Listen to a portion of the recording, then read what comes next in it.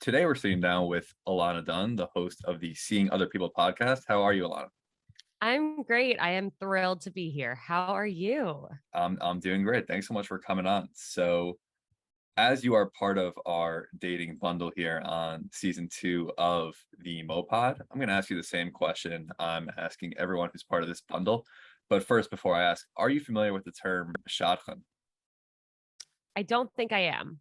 So, shadchan in the Jewish, more like the Orthodox world, is a matchmaker Okay. and kind of the person in the middle between setups. So I'm wondering if you consider yourself a shadchan. I will say I have tried to be and I have yet to succeed. Okay, gotcha. So let's dive into your background, how you got involved in the dating game, and just where you're from. Yeah, so I grew up in Westchester, New York. I went to school upstate at Syracuse University and I graduated college and went right into the music business. That's really where my heart was and I thought I would never leave and I very quickly realized like I wanted to work in music because music helped me so much in tough times. It helped me figure out who I was and was always just a source of comfort for me. And the way I wanted to help people through my work in music, I realized it was just really not going to happen. Mhm. And that everything I was experiencing in the industry was very much like, all right, there's a lot of political bullshit going on behind the scenes. My coworkers who were 10 years older than me were still living paycheck to paycheck. I'm like, this is not what I thought I was signing myself up for. And I'm not helping people. And I don't think that I'm going to be able to accomplish my goals here. And at the same time, I was having a really, really tough time in my dating life. And so I was searching for jobs and I stumbled upon this job at Hinge that was called video and content producer. And it was using all of the skills that I was already using that I already had, just applying it to dating. And my thought was like, wow, how amazing would it be if I could use the skills that I have to help a single person not feel this exact way that I'm feeling about Mhm. their dating lives and not get into the situations that I've gotten myself into that have really hurt me. And so I ended up getting that job and I worked at Hinge for a little over 2 years. And while I was there, I, opened up about my dating life a lot to the followers. And I really learned that the best way to help people is by being vulnerable and sharing what you've been through and the challenges that you have, because that's what helps people feel less alone. And so I started seeing other people really with the goal of doing exactly that. Gotcha. So when you were working at Hinge, was that kind of when Hinge was just starting up and growing? And were you with the company at that time? So really Hinge started like a very long time ago, but there were Hmm. a bunch of different kind of iterations of it. Like this was when it was really blowing up and taking over. I was the 35th employee. Oh, wow. Um, and it was very much like going from being in startup mode to being this big company taking over the dating scene. So it was a very exciting time to be there. Gotcha. And so how long ago did you start seeing other people? And what's really the goal behind the podcast? I started seeing other people in January of 2021 and it's two part. One, I wanted to give people a space and kind of a community where they could come and, without judgment, share what they've been through and learn from others who've been through something similar and really just know that, dating is hard. We're going to experience a ton of ups and downs. We're going to feel really alone, but we're not the only person who's gone through what we're going through. We're really not alone, even if it feels like it. And everything that we're feeling is actually normal and valid. And the other part is to really bring on experts who can help us, give us actionable steps to make our dating lives better, to help us find more success, to help us attract the right people that we're looking for. So it's a lot of social media, obviously, a lot of interacting with my audience, my listeners. And I have 2 episodes. So on Tuesdays, I bring on those expert guests. And then on Mhm. Thursdays, my listeners actually come on anonymously to share exactly what they've been through. Yeah, that's great. So I'm wondering, since dating has become kind of your world, your career, do you ever get sick of talking about dating? Do you ever find yourself not in the mood, or it's something that's always interesting to you? It's something that I have not yet gotten sick of. If anything, I get sick of like staring at my phone and being on social media a lot. Hmm. But no, I think that there's so many different parts of dating. Like anybody could come to me with a dating problem and, I might not hear the same exact problem twice in 1 month. Like, there's so our relationships, our dating lives impact every aspect of our lives. They impact our Yeah. friendship, they impact our mental health, they impact how we're able to show up in our careers, and vice versa. All of those things also impact our dating lives and our relationships. So there's just so much out there, and I think the basis of it is human connection, and I don't get sick of talking about it.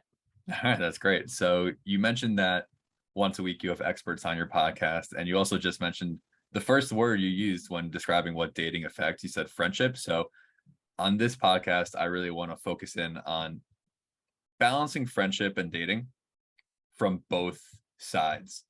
So I know a big thing in the world with relationships is that when people start dating, there's this idea that they kind of lose touch with their friends. And because they're in this new relationship, they need to prioritize whatever it is. And so I'm wondering what you think about that. Do you think that that is true? Do you see that a lot where you have friends maybe that start relationships, or you yourself, and then you see yourself losing touch with your friends and you try to compensate, maybe overcompensate, and it's just very obvious to the friends? And how do you think people should balance this?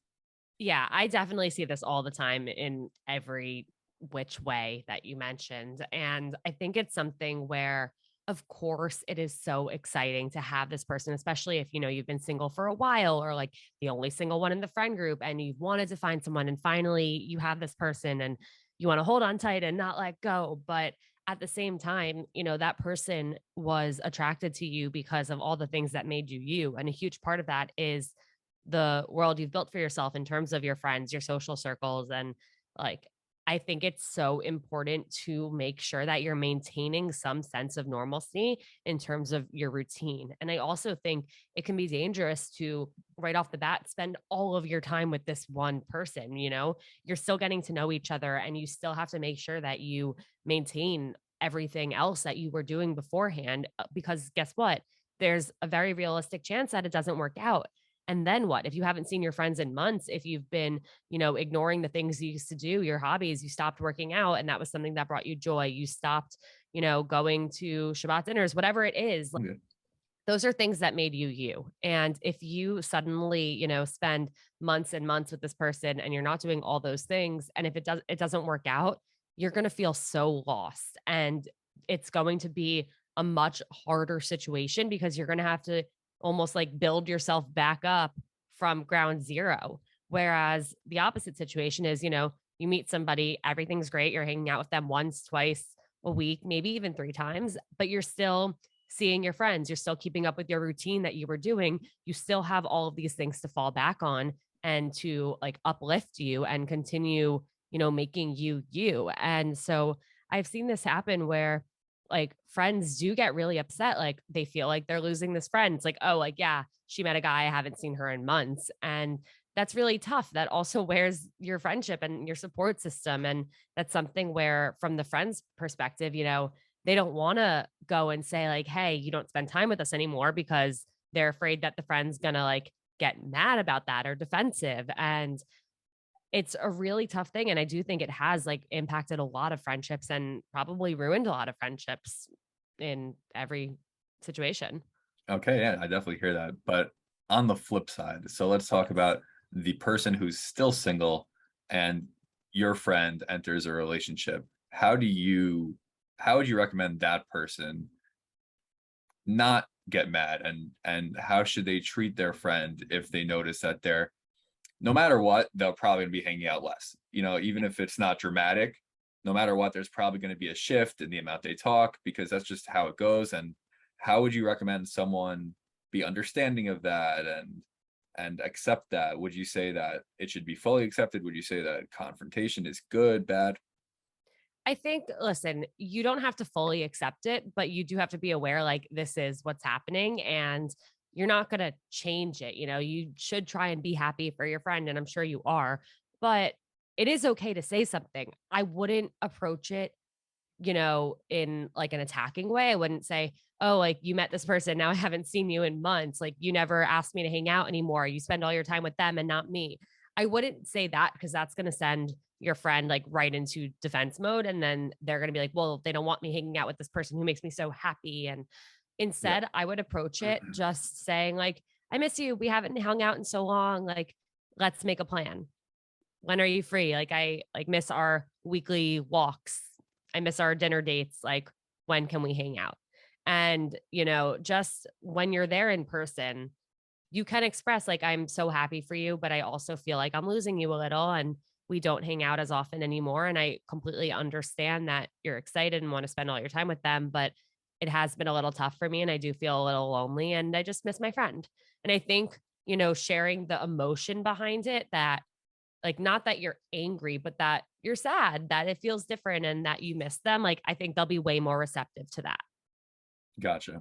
No, it definitely makes sense. I mean, I think it's all like a balance, obviously, just with everything in life. And time spent is obviously a huge thing and priorities. And you got to make sure that even in the new relationship, you're treating your partner with fairness and respect. And if you don't want to retain too much normalcy to the point where you're not valuing the person you're with enough. So it's obviously something that everyone has to figure out on their own. It's obviously a case by case basis, and there are no real answers. But it's interesting, besides for the time spent aspect of it, you're someone who talks about dating all the time, right? But a lot of people try to veer away from that and they don't want to get too personal and they don't want to ask questions that their friends might not want to hear. But at the same time, there's this issue of maybe not asking enough. I guess you could say, if you're close friends with someone and you want to know how their relationship is going, but you don't want to feel like you're being too pushy, being too nosy, but then your friend might think, oh, they just don't care about my relationship. So have you ever seen issues like that arise where one side thinks one thing, one side thinks the other thing, and they're both kind of wrong and just in their own heads? Yeah, I think this happens a lot where we don't know how to say what's on our mind, so we don't say anything, and then everybody starts to assume one thing that's probably not true. I think the way to go about that again is kind of like leading with the emotion behind it. If you're the friend who, wants to ask questions but doesn't want to like pry, be like, I want like this is so exciting. It seems like it's going really well. Like, what's it been like? How has it been? Like, I don't want to pry, but I'm super curious to know like how it's going, and you can say like straight up, like, I don't want to pry, but I am interested. And that person will hopefully offer up what they feel comfortable asking. And on the flip side of that, sometimes if you are the person in the relationship and you feel like your friend hasn't ask questions and seems like they don't care, I would, consider the perspective of like, where's your friend coming from? Are they single and having a really tough time in dating?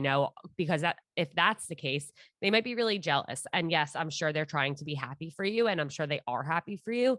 But at the same time, they could be just having a really tough time. And, I think we live in a world where it's like the second you open social media, all you see is happy couples, and you walk down the street and especially if you live in a place like New York City, like it can feel like everyone's holding hands, everyone's on a date, and you just feel so isolated and like, well, why can everyone find love and not me? So if you know that your friend might be feeling that way, I would really try and not take it personally and, you know, realize that they're dealing with something. You've probably felt that way in the past. And I'm sure if you do end up like hanging out with them and having just like a one on one hangout, like it will come up and I'm sure they will end up asking you. Or you can also try and offer a little information about what's going on and how it's been, or asking them like for a piece of advice, whatever it is, just to get into a conversation kind of organically and see how they react to that.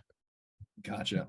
And are there any questions that you think are completely taboo to ask friends who are dating that you think should just be totally off limits, or really just matters how close you are with the person? I think it matters how close you are and what kind of friendship you have. I mean, and also just respect people's boundaries. If they say like they don't really want to talk about it, or they give like a kind of one word answer and then change the subject, recognize that that's something that's personal to them and they don't wish to discuss further. Okay, makes total sense. And so you mentioned the idea of everyone having been single at one point, right? The person who's in a relationship now, at one point they were single, might have been going through the same thing.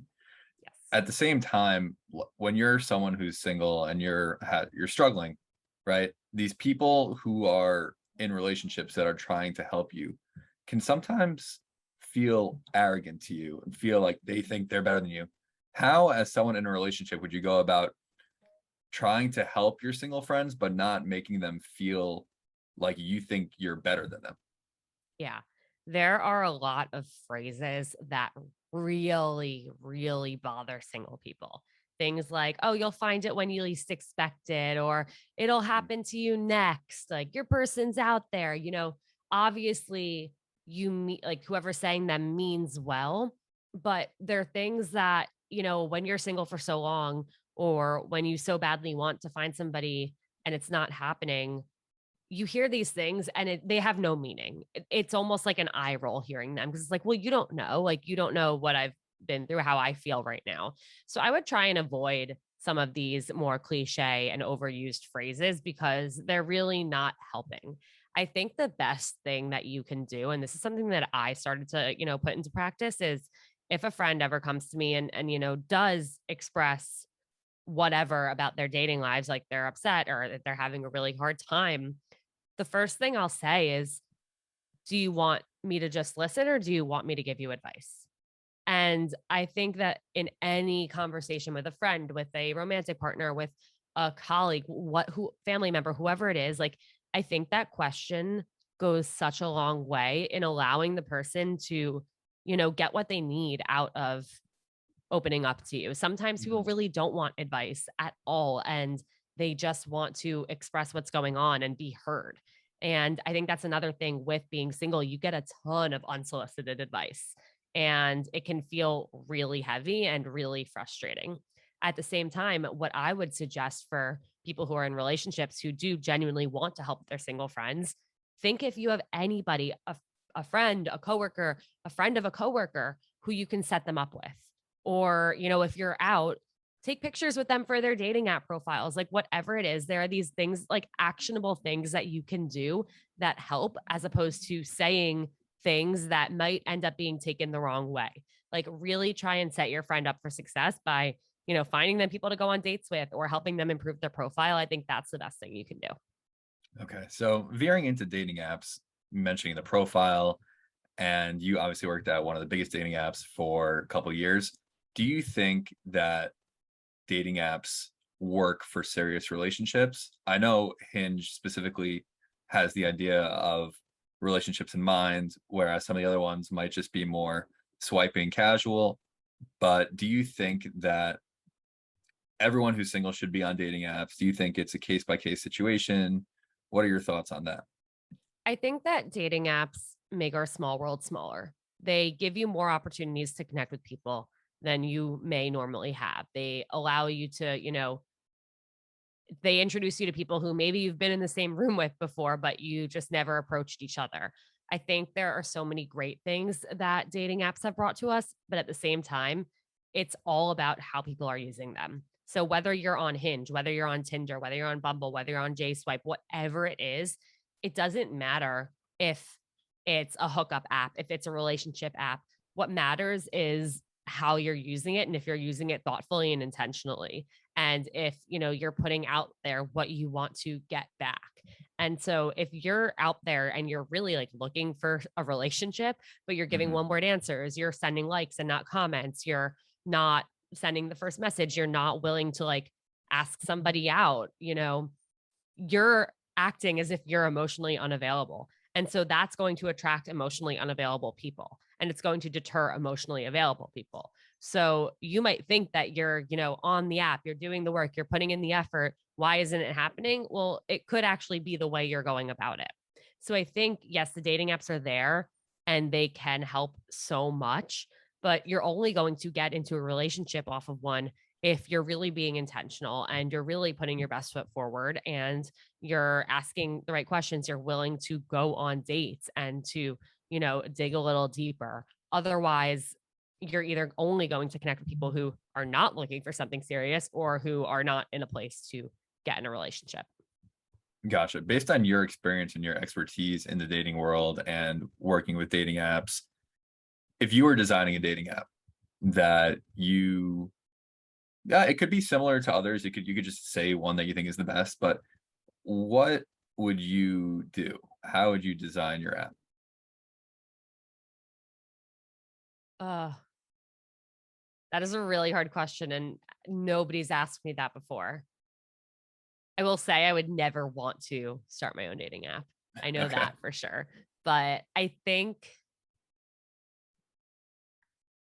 one thing that OkCupid does really well is it really puts people through a process of answering all of these personal questions about themselves to learn more of who they are. They do ask, like, what are you looking for? That doesn't show up in their profile, but it helps the algorithm decide who to serve them to. And I think the more questions you ask about somebody, some of the dating apps do this intentionally to, you know, deter the people who don't feel like taking the time to put in the time and effort Hmm. to fill these things out, because then they're not going to put time and effort into actually dating. I think things like that really help create a more intentional community on the apps. And so maybe it's a matter of like really having the person describe what they're looking for, where they see themselves in 5 years in a relationship. Because the people who don't see themselves or don't know where they want to be in 5 years, they're not going to be the people looking for something. So I think it's really a matter of asking those questions in the onboarding process to, allow the people who are intentional, are looking for something serious in, and to almost allow the people who don't want that to opt out from the start. Gotcha. Okay, so you think just a lengthier screening process to make sure people are serious as opposed to just 1, 2, 3 sign up would be a good way to do it. Yeah. I mean, look, there are a lot of like gamey features I could come up with, like after the date, like giving feedback to the other person or like opting into going on a second date. But at the same time, like that just makes it all more of a game and less Mhm. real. And I think the realness has to happen, from the start, and then it'll carry through the rest of the process. Okay, so you're in New York City. You mentioned this idea of single people in New York City seeing other people holding hands and just feeling like a lot of people are on dates or in relationships. And just wondering, New York City specific question. I mean, I don't know if you have friends in other places that you've heard different experiences from, but do you think dating in New York City is harder or easier than other places? I think it's the same. Okay. And I know there are a lot of people who will say it's harder. I also have people asking me every week, like, I live in a small town, I live in this other city, I'm considering moving to New York in order to find somebody. What do you think? I Mhm. think that there are so many people in New York, which is both good and bad. There are so many options, but that also, causes a new problem where people think, well, this person's great, but maybe I can find somebody 2% greater. And so it's really tough because you're in this sea of people and you want to believe your person is out there, but it also makes it tougher when it's not working out, where it's like, well, there are so many people here. Why can't I find just one that it works with? So I do think it's a mix. I think every place is going to have pros and cons. I don't think, you know, New York is easier or harder, but I do think it is what you make it. You can say, well, it's so hard to date in New York, like I give up, and you're not going to be doing yourself any favors because you're just taking yourself out of the process and closing yourself off to opportunity. Or you can say, like, yeah, there are so many people in New York. My person has to be out there. I'm going to just keep looking until I find them. And I think that's a better approach, even if it takes a lot longer than you thought it would. So let's say it's taking someone a long time and they're burnt out or something like that. Do you think taking breaks from dating is a good idea? Do you think that back to the whole idea of, friends who are in relationships, speaking to friends who are outside of relationships, do you think that a friend who's in a relationship can tell a friend who's not in a relationship to take a break from dating if they see symptoms of burnout? Do you think that's appropriate? I am a huge fan of breaks. If you're going into every date thinking that it's going to fail before you even get to the date, you're not even giving yourself the opportunity to have a good date, to have a positive experience. I think that as somebody who has told many of my single friends, like, you're not in a good place, you need to take a break, they're not going to do it until they reach a point where they're like, Mhm. oh my God, I cannot do this anymore. It has to be somebody's own choice. You can try and encourage them, but they might not listen. I think it really has to be somebody's own decision to opt out for a bit. And the reason I think that breaks are so great is because you can, take time back to focus on you. And like I was talking about before, like the things that make you happy, the things in your routine that bring you joy, that you really, in, get pleasure out of doing, as opposed to, oh, it's a Tuesday, I have to go on a date tonight. All right, like I'm talking to this person on the app, like I have to plan a date for Thursday. Like all my nights are being taken up by dates and they're not going well and it sucks and I'm trying, but nothing's happening. And I have this date, I don't want to go, I'm not in the mood. Like you're not going to meet somebody if that's how you feel. And the beauty of date of breaks is that eventually you'll feel an itch to want to get back out there and you'll be in a much better mindset because you'll be excited and you'll be rested and you'll feel like there's hope again. Okay, yeah, no, I definitely hear that. And we definitely want people to be excited to go on dates. It's a huge opportunity for the rest of your life. Every date you go on, you don't want too much pressure, but like that's the truth. And so you don't want to go into it like if you think you're gonna fail, then you're gonna fail. That's a self-fulfilling prophecy. And so definitely don't want people feeling like that. So obviously we've spoken a lot about friends, dating, New York City apps, and all these things. So I'm just wondering if you had one piece of advice to give to people that are in New York City, that are looking to date, that have friends that are dating, that are feeling isolated, but also don't want to confront their friends, just everything all together summarized into a couple sentences, what would you say? I think the biggest takeaway that I've had over the last like year and change is that just because dating apps exist doesn't mean that other ways to meet people disappeared. And we put so much pressure on the dating apps. If the dating apps aren't working for us, we're never going to meet our person. Like everybody else can meet someone on Hinge, but we can't. Whatever it is, our parents, our grandparents, their grandparents, literally the entire human race has met and found their life partner without dating apps until literally like 10 years ago. And bars didn't go away, parties didn't go away, coffee shops didn't disappear, comedy shows are still here. Like every other way that people met still exists. My one of my best friends, her parents met on the subway because he was reading a book and she recognized it and struck up a conversation. You literally never know. And you have to just be open to making connections with people and striking up conversations. And yes, it's scary. We don't know how to do it. We stare at our phones all day long, and that's what we do when we're out and about. Put your phone away, look up, be open to connections happening when you're not trying and when you're just out and about being like existing and being you. And I think it also takes the pressure off of like, well, this date has to work. Like the more I talk to people, the more I hear about like, oh, I met this person on a bachelorette party when I was being batshit crazy because I was not trying to impress anyone. Or I met this person when I was, visiting a friend in another state and we ended up hitting it off. And I think it's because there was no pressure on this date. We were just being ourselves. And so I really think allowing yourself to meet people and to just exist and be open to what can happen as opposed to putting all of your effort, all of the pressure on dating apps is going to take you a really long way. Yeah, I think that's great advice. I mean, obviously it's easier said than done, and it's very hard for people to just start talking to someone they don't know and just strike up that conversation. But at the same time, you kind of have to view it as a risk benefit ratio and just think about like what's going to happen if this person just ignores me or isn't interested versus what could happen if they are. And Yeah. I think obviously the pros outweigh the cons. So we're going to move into a segment we do here called the MoPod lightning round, where I'm just going to fire off some quick questions and you tell me the first thing that comes to your mind. You ready?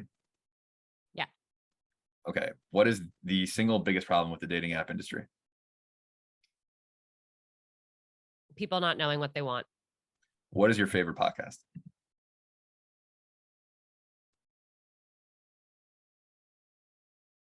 I don't really listen to podcasts. I've You started to all, lately. That's the problem. Oversharing by Erica Shea. okay. How many words are there in the dictionary? There are always new ones being added. The limit does not exist. Okay. Can you judge compatibility before meeting someone? No. What is the best date activity in New York City? A game, a board game bar. Okay.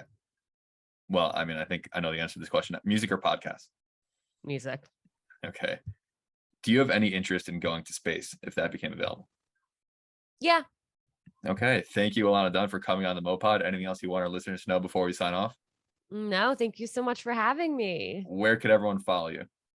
I am on Instagram at Seeing Other People, on TikTok at Ilana Dunn, and you can check out Seeing Other People wherever you listen to podcasts. Okay. Thanks for coming on. Pump the volume.